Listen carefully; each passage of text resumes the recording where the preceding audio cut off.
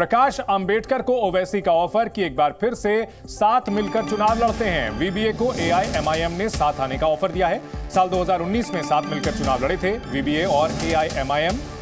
2019 में एमआईएम ने महाराष्ट्र में एक सीट जीती भी थी। हालांकि वीबीए को एक भी सीट पर जीत नहीं मिली थी, लेकिन पार्टी ने कई सीटों पर दूसरा और तीसरा स्थान हासिल किया था।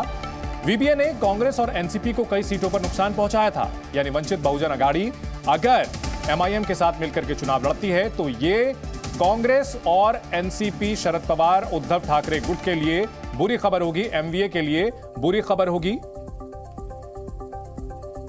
इससे पहले यह खबर आई थी कि कांग्रेस गठबंधन की ओर से 4 सीटें ऑफर की गई थी प्रकाश अंबेडकर को, लेकिन बाद में प्रकाश अंबेडकर ने ऐलान कर दिया कि वे अलग राह पर चलेंगे और इस बीच एमआईएम ने उन्हें साथ में फिर से आने का न्योता दिया है। वैदेही काणेकर हमारे साथ बनी हुई हैं। वैदेही, प्रकाश अंबेडकर और एमआईएम अगर एक साथ आते हैं, ओवैसी एक साथ आते हैं, तो निश्चित तौर पर यह महाविकास अघाड़ी के लिए बुरी खबर होगी, कई सीटों पर नुकसान पहुंचा सकते हैं।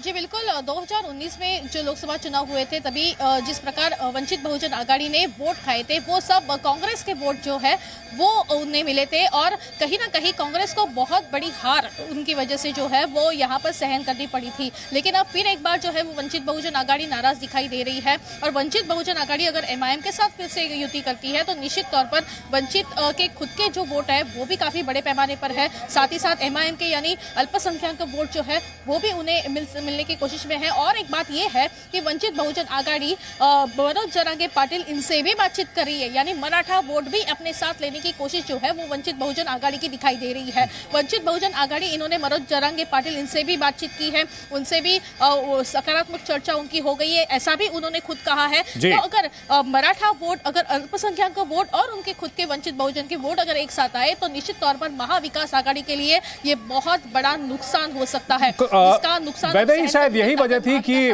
महाविकास अघाड़ी ने प्रकाश अंबेडकर को मनाने की कोशिश की थी, 4 सीटें तक ऑफर की थी, लेकिन फिर प्रकाश अंबेडकर की क्या मांगे थी? आखिरकार वो महाविकास अघाड़ी के साथ क्यों नहीं रहे, अलग क्यों हो रहे हैं?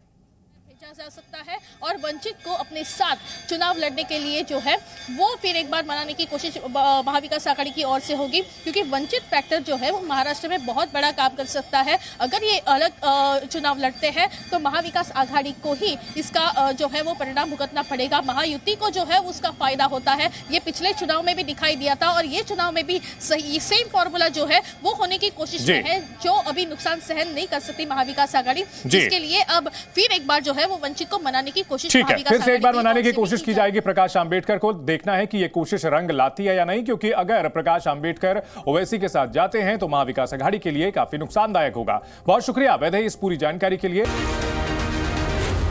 जी न्यूज़।